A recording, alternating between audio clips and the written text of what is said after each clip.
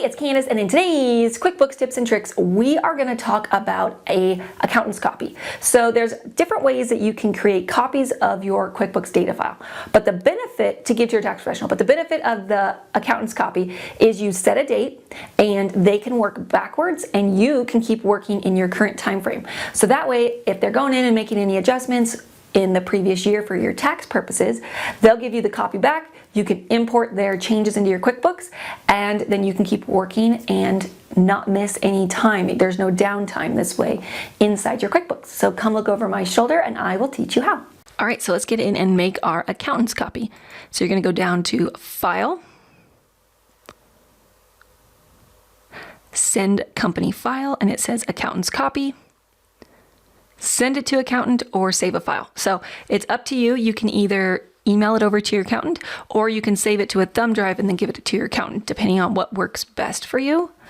So if you click send to accountant, it is going to confirm where you want to send it. And it's just saying this sends an accountant's copy to your accountant using Intuit's accountant copy transfer service. Your accountant will receive a notification and can download the file. So that's what happens if you do that. You click next and that sets you through picking your date. I'm going to show you how you would do one if you're going to save it to a thumb drive. So go to File, Send Company File, and then we're going to do accountant copy and we're going to click Save File. So this lets you decide, do you want accountant's copy or a portable file or backup? We want to do an accountant's copy.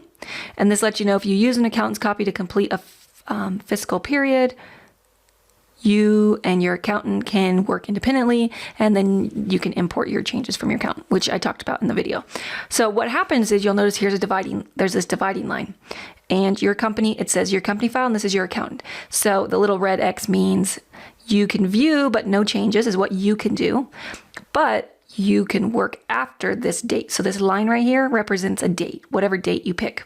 So say you pick December 31st as your date. The end of the years came, you're now working in 2016, your accountant's gonna work in your data file, and you're gonna keep working in 2016. So this is here. This is 2016 on the right side of the line. On the left side of the line is 2015.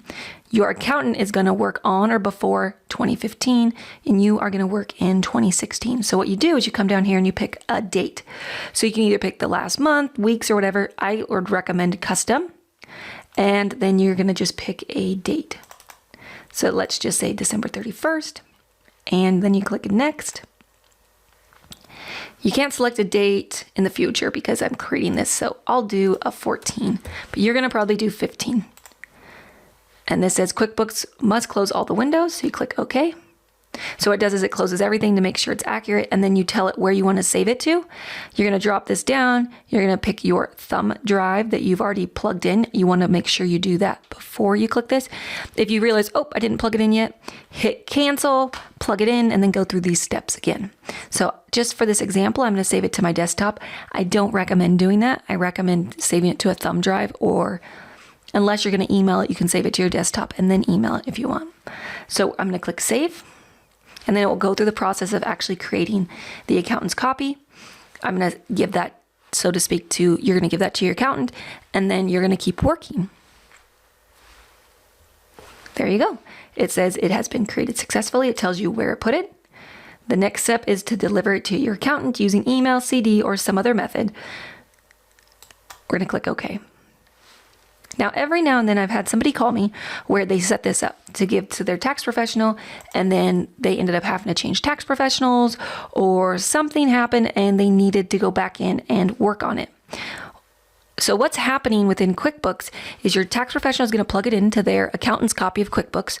They're going to make any changes, they're going to give them back to you, and then you're going to import them.